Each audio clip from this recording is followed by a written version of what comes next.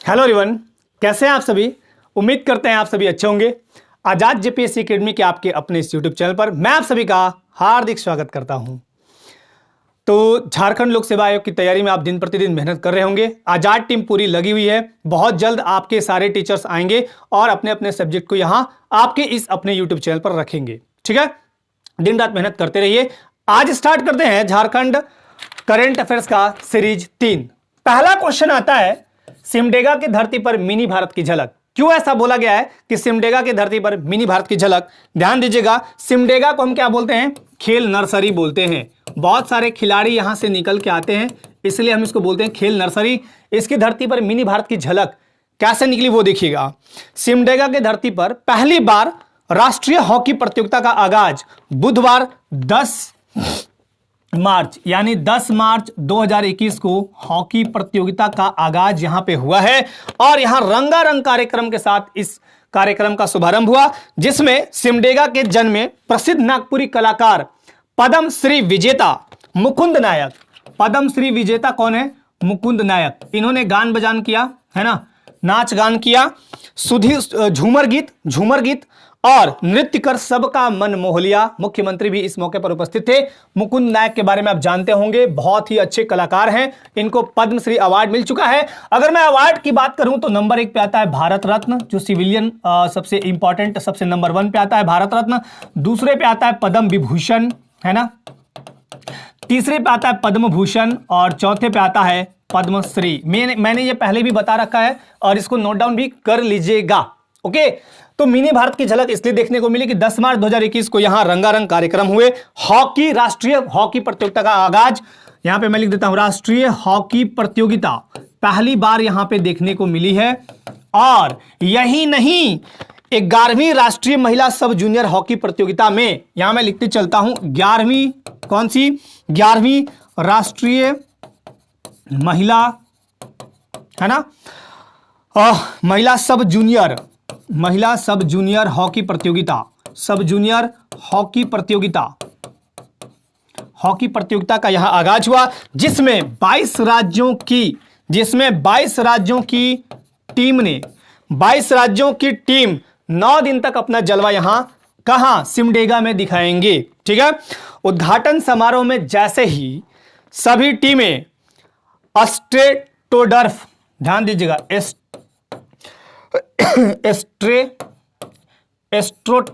Astroturf stadium, ये ध्यान दीजिएगा, रांची में भी है, यहां भी है, सिमडेगा में भी। एस्ट्रोटर्फ स्टेडियम में जैसे ही एक लाइन में 22 राज्यों की टीम जब एक साथ आई तो लगा कि यहां मिनी इंडिया उतर आई है। ठीक है, अब आते हैं, सिमडेगा को बोलते हैं हम खेल नर्सरी। क्यों बोलते हैं खेल नर्सरी? क्योंकि हॉकी के यहां प्रसिद्ध खिलाड़ी हैं सिल्वानस डुंगडुंग। मैं शॉर्ट में लिखता हूं सिल्वानस डुंगडुंग। ओके, आप याद कीजिएगा। समुराय टेटे का नाम आप सभी को पता है। समुराय टेटे हॉकी के प्रसिद्ध खिलाड़ी हैं। अंशुता लकड़ा, ओके, अंशुता लकड़ा के बाद आपका विमल लकड़ा, ये सब हॉकी के प्रसिद्ध खिलाड़ी हैं। विमल लकड़ा, तो ये खेल नगरी इसलिए भी जाना जाता है। यहां सिमडेगा में 2 प्रसिद्ध मेला लगता है। मेला कितना लगता है? 2। एक तो लगता है राम रेखा धाम मंदिर, यही है, राम रेखा मंदिर यही लगता है। और दूसरा एक और मंदिर मेला लगता है, गांधी मेला। राम रेखा मेला लगता है यहीं पे और गांधी मेला यहीं लगता है। कहां पे? सिमडेगा में। गांधी मेला कहां लगता है? सिमडेगा में। न्यूनतम जनसंख्या घनत्व वाला जो जिला है, मैं यहां पे लिख देता हूं बॉक्स में, न्यूनतम जनसंख्या घनत्व कितना है भाई इसका? तो 159, 159 व्यक्ति प्रति वर्ग किलोमीटर। किसका है? सिमडेगा का न्यूनतम जनसंख्या घनत्व। आपको कमेंट करने हैं कि अधिकतम जनसंख्या घनत्व किस जिले का है। ठीक है, गांधी के संबंध में आपको बताते चलूं, गांधी मेला, गांधी जी का जन्म हुआ था 2 अक्टूबर 1869 को और ये भारत के राष्ट्रपिता थे। बहुत सारी बातें इनसे संबंधित आती हैं। खैर, चलिए आगे बढ़ते हैं। दूसरा, 20 ईयर्स ऑफ सिमडेगा यानी 20 ईयर्स ऑफ सिमडेगा पुस्तक का विमोचन यहीं किया गया। ध्यान दीजिएगा, सिमडेगा जिले में हॉकी प्रतियोगिता के उद्घाटन के दौरान जिला प्रशासन द्वारा प्रकाशित किया गया कौन सा? 20 ईयर्स ऑफ सिमडेगा पुस्तक का विमोचन यही किया गया। इसमें दिखाया गया कि 20 सालों में क्या सुधार, क्या बदलाव हुए हैं। ठीक है, तो ये भी याद रखिएगा। 20 ईयर्स ऑफ सिमडेगा पुस्तक का विमोचन कब हुआ? हॉकी प्रतियोगिता के टाइम ही सिमडेगा में। ठीक है, अगले पॉइंट पे चलते हैं। आजादी के अमृत महोत्सव का आगाज हुआ है। आजादी के अमृत महोत्सव का आगाज आप सभी को पता है, भारत आजाद हुआ था 1947 15 अगस्त को। कब हुआ था? 15 अगस्त 1947 को। तो इसकी 75वीं वर्षगांठ कब होगी? 2022 में। कब होगी? 2022 में। ठीक है, तो 75वीं वर्षगांठ को समर्पित आजादी का अमृत महोत्सव शुक्रवार 12 मार्च 2021 से साइकिल रैली के साथ आरंभ हुआ। ठीक है, साइकिल रैली के साथ आरंभ हुआ। हेमंत सोरेन सीएम जो हैं, उन्होंने कहा कि लोकतंत्र को स्थापित करने में बहुत सारे नेता हैं, जैसे राष्ट्रपिता महात्मा गांधी। अब मैं दो लाइन आपको बताते चलता हूं महात्मा गांधी के बारे में, इंपॉर्टेंट चीजें। इनका जन्म हुआ था 2 अक्टूबर 1869 को गुजरात के काठियावाड़ पोरबंदर में, है ना। और इनके 4 बेटे थे, रामदास, देवदास, मणिलाल, हीरालाल। रामदास, देवदास, है ना, देवदास, हीरालाल, मणिलाल, ये 4 बेटे थे इनके। और गांधी जी की बहुत महत्वपूर्ण भूमिका रही राष्ट्रीय आंदोलन में। इनके द्वारा चलाया गया सत्याग्रह बहुत ही इंपॉर्टेंट है। तो इन्होंने प्रथम जो सत्याग्रह किया था वो 1917 में किया था, चंपारण सत्याग्रह। ठीक है, चंपारण सत्याग्रह किया था। बिहार में एक किसान नेता थे जिनका नाम था राजकुमार शुक्ल, उनके आग्रह पर ये गए बिहार में और चीजों को संभाले थे। महात्मा गांधी झारखंड में राष्ट्रीय आंदोलन के दौरान काफी इनकी सक्रिय भूमिका रही थी। टाना भक्तों ने काफी इनकी मदद की थी, ये भी याद रखिएगा। तो सीएम हेमंत सोरेन ने कहा कि राष्ट्रपिता महात्मा गांधी, है ना, सुभाष चंद्र बोस, तुम मुझे खून दो मैं तुम्हें आजादी दूंगा। भगत सिंह जिन्हें फांसी दे दी गई थी, है ना, 23 मार्च 1931 को भगत सिंह, सुखदेव और राजगुरु को। और भीमराव अंबेडकर, ये बहुत इंपॉर्टेंट, याद रखिएगा। बी आर अंबेडकर मैं लिख देता हूं। ड्राफ्टिंग कमेटी जो बनी थी, ड्राफ्टिंग कमेटी 1947, ड्राफ्टिंग कमेटी, इसके ये अध्यक्ष थे। ड्राफ्टिंग कमेटी में अध्यक्ष सहित कुल 7 सदस्य थे।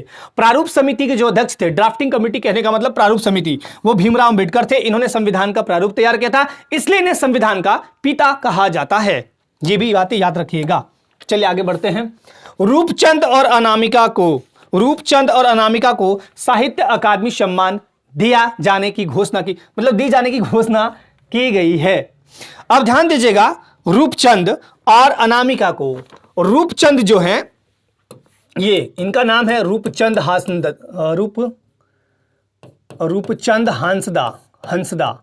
ठीक है, ये है पुरुलिया यानी वेस्ट बंगाल के हैं, पुरुलिया जिले के रहने वाले। और इनका एक कविता संग्रह है, बड़ा अच्छा नाम है कविता संग्रह का, देखिएगा क्या नाम है, गुड़दा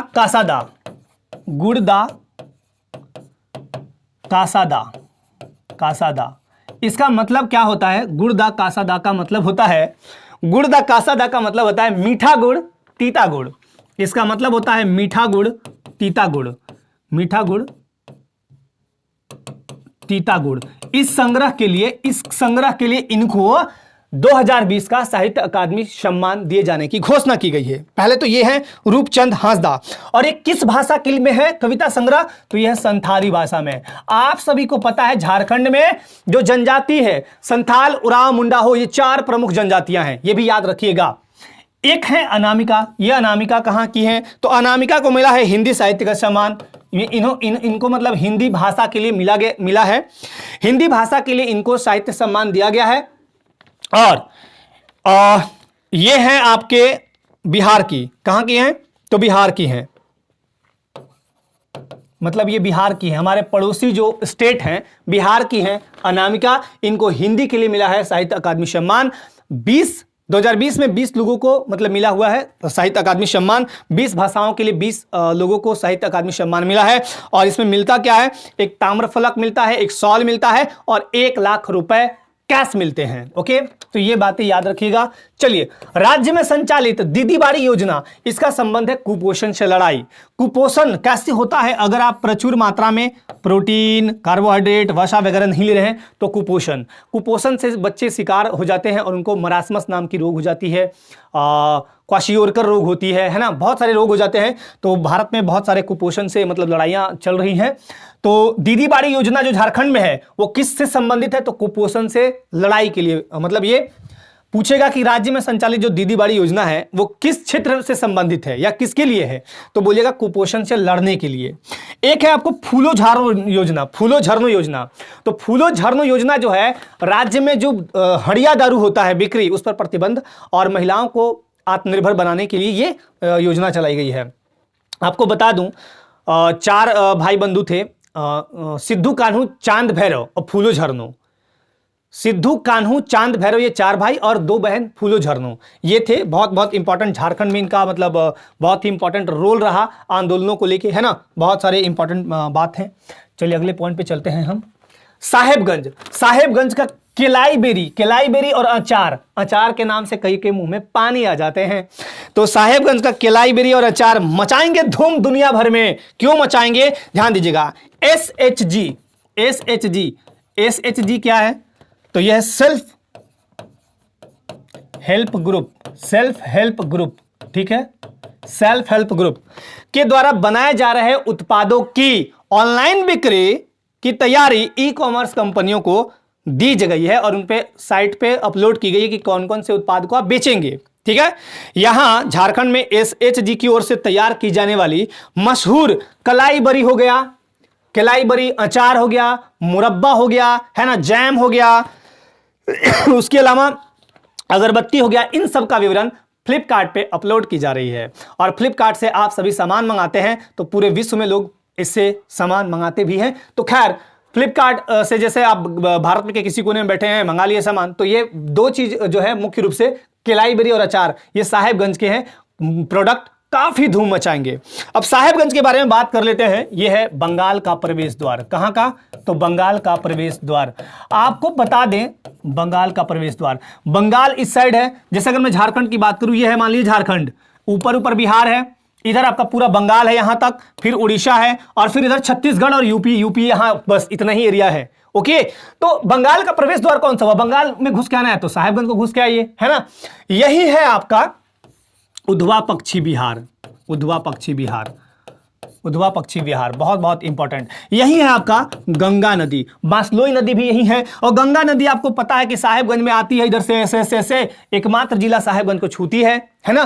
तो साहेबगंज इस मामले में भी याद रखिएगा। चलिए आगे बढ़ते हैं।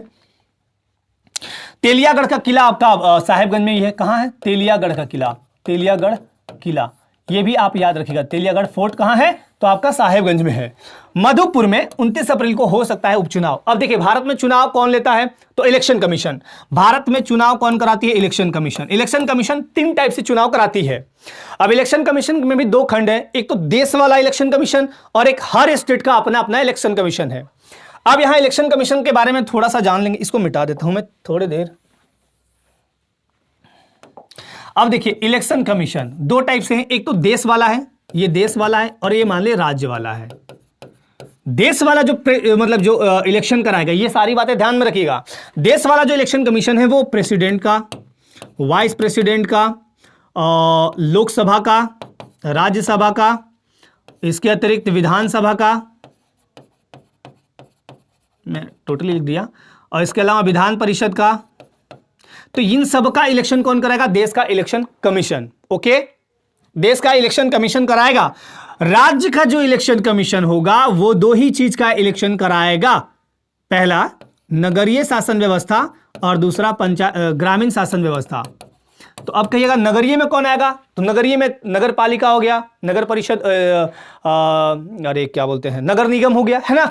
और ग्रामीण में क्या हो गया? पंचायती राज व्यवस्था, जिसमें आपका 3 जो मुख्य रूप से होते हैं, ऊपर में जिला परिषद, मध्य में होते हैं पंचायत समिति और नीचे ग्राम पंचायत। तो इनका इलेक्शन कौन करेगा? राज्य इलेक्शन कमीशन। ये दोनों हमेशा याद रखिएगा। तो अभी उपचुनाव देखिए, इलेक्शन कमीशन जो होता है वो 3 प्रकार से चुनाव कराता है। एक तो रेगुलर, तो रेगुलर जो होगा ये रेगुलर है, 5 वर्ष पे प्रति 5 वर्ष पे रेगुलर चुनाव होगा। दूसरा होता है मध्यावधि चुनाव। मैं एक बार फिर से इसको लिख देता हूं ताकि आपको तरीके से याद हो जाए, है ना। यहां पे लिखता हूं, यहां पे इलेक्शन कमीशन, ये 3 टाइप से कराएंगे, 1 2 3। पहला है रेगुलर, मतलब कि हर 5 वर्ष पर इलेक्शन होगा, उसको बोलेंगे रेगुलर नियमित, रेगुलर, ठीक है। दूसरा होगा मध्यावधि चुनाव, और तीसरा होगा उपचुनाव। उपचुनाव क्यों हो रहा है भाई? कोई मर गया, कोई इस्तीफा दे दिया, कोई बात हो गई। मध्यावधि कब होगा? जब बीच में कोई गड़बड़ हो जाए, अब विधानसभा भंग हो जाए, लोकसभा भंग हो जाए, है ना, तो उन सब जगह पे मध्यावधि चुनाव करा दिए जाते हैं। कराएगा कौन? देश का इलेक्शन कमीशन, ठीक। चलिए, तो मधुपुर, अब मधुपुर कहां है तो ध्यान दीजिएगा, देवघर में 3 विधानसभा जगह है। एक तो मधुपुर हो गया, एक दूसरा देवघर हो गया। देवघर में 3 विधानसभा क्षेत्र हैं, देवघर, मधुपुर और तीसरा है सारठ। तो ये कहां है तीनों? देवघर में। तो मधुपुर में आपका चुनाव होना है 29 अप्रैल को, हो सकता है। क्यों होगा भाई वोटिंग 29 अप्रैल को? क्योंकि यहां जेएमएम के जो विधायक हैं, मतलब थे, अब नहीं है वो, जेएम के जो विधायक हैं, सह मंत्री भी थे, हाजी हुसैन अंसारी। कौन है? हाजी हुसैन अंसारी।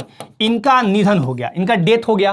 तो डेथ होने के बाद ये सीट तो खाली हो गया, तो यहां पे उपचुनाव कराने की बात की जा रही है। ओके, अब एक सवाल और उठता है कि प्रतिवर्ष हम, यहां पे ध्यान दीजिएगा, राष्ट्रीय मतदाता दिवस कब मनाते हैं? नेशनल वोटर्स डे, मतदाता दिवस, तो ये मनाते हैं हम 25 जनवरी को। एक सवाल और है, 25 जनवरी को हमारी जो वोट करने की उम्र सीमा है, उम्र है, जो न्यूनतम उम्र होती है, वो पहले 21 साल थी। किस संविधान संशोधन द्वारा उसे 18 साल किया गया? ये आप जरूर कमेंट करेंगे। ओके, मेरा क्वेश्चन ये है कि वोट करने की उम्र सीमा जो न्यूनतम थी पहले 21 साल थी, किस संवैधानिक संशोधन द्वारा उसे 18 वर्ष कर दी गई? ओके, चलिए अब आते हैं नेक्स्ट पॉइंट पे। तो यहां उपचुनाव होने हैं। देखिए, अहमदाबाद में 16 मार्च को होने वाले Bharat England T20 one day match में कमेंट्री करेंगे झारखंड के शाहिद अनवर। शाहिद अनवर के बारे में एक चीज हमेशा याद रख लीजिए, क्योंकि ये बहुत इंपॉर्टेंट है। आकाशवाणी जमशेदपुर के, जो आकाशवाणी है जमशेदपुर के, ये एक तरह से देखा जाए तो वरीय उद्घोषक हैं। उद्घोषक मतलब कि बोलने वाले, वरीय उद्घोषक शाहिद अनवर। और शाहिद अनवर का चयन हुआ है अभी हाल फिलहाल में ही झारखंड से अहमदाबाद में 16 मार्च को होने वाले Bharat England T20 one day match में कमेंट्री करने के लिए। क्या शाहिद अनवर ने पहले भी कमेंट्री की है? जी हां, 2019 में जब वर्ल्ड कप हुआ था, विश्व कप 2019 के 2 मैचों में ये कमेंट्री कर चुके हैं। और उसके साथ साथ रणजी ट्रॉफी 2020 के फाइनल मैच में इन्होंने कमेंट्री किया हुआ है। ठीक है, तो ये सारी बातें आप याद रखिएगा। झारखंड के यूनिक करंट अफेयर्स के माध्यम से इतनी सारी बातें याद रखनी है। चलिए आज मैं कुछ क्वेश्चन आपसे पूछ लूं, क्योंकि झारखंड पढ़ रहे हैं तो झारखंड संबंधित प्रश्न पूछ लेता हूं। क्वेश्चन नंबर 1, पहले मैंने क्वेश्चन पूछा है, उसके कमेंट भी आपको देने हैं। पहला मेरा क्वेश्चन यह रहेगा,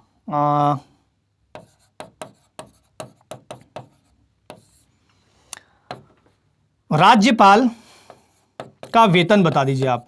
पहला क्वेश्चन राज्यपाल का वेतन। दूसरा क्वेश्चन मेरा ये रहेगा, मतलब मैं यहां पे जेपीएससी लिख देता हूं, सीधी सीधी बात, झारखंड लोक सेवा आयोग है ना, इसकी जो स्थापना की गई है किस आर्टिकल के तहत की गई है? कौन से आर्टिकल के तहत की गई है?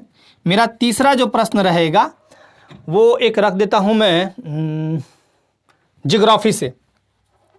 तो ज्योग्राफी में बता दीजिए आप मुझे कि झारखंड की माहली जनजाति, झारखंड की ज्योग्राफी नहीं, हिस्ट्री से ही दे देता हूं मैं आपको, माहली जनजाति का मुख्य पेशा या मुख्य कार्य, ओके, मुख्य कार्य या पेशा क्या होता है? ये 3 क्वेश्चन का कमेंट जरूर करना है। तो झारखंड लोक सेवा आयोग की तैयारी में लगे छात्र छात्राएं दिन रात मेहनत करें। इसके साथ ही साथ झारखंड के वैसे छात्र छात्राएं जो अन्य प्रतियोगी परीक्षाओं की तैयारी कर रहे हैं, विशेष रूप से झारखंड राज्य की, वो भी इन सब वीडियो को देख के काफी लाभान्वित हो। आने वाला टाइम आपका बहुत अच्छा होगा। और अपने लाइफ में चीजों को लेकर घबराइए मत। अगल बगल लोग बोलते हैं, बोलने दीजिए, उनको बोलिए कि बोल लो, आज तेरा वक्त है, जब मेरा वक्त आएगा तो तू मेरे सामने नहीं होगा। ठीक है, तो इन सब चीजों के साथ, आशा के साथ, एक जोश के साथ, एक नई ऊर्जा के साथ लगे रहिए और आगे बढ़ते रहिए। तो आज के लिए बहुत बहुत धन्यवाद। अपने लाइफ में आप स्वस्थ रहे, मस्त रहे, व्यस्त रहे। जय हिंद।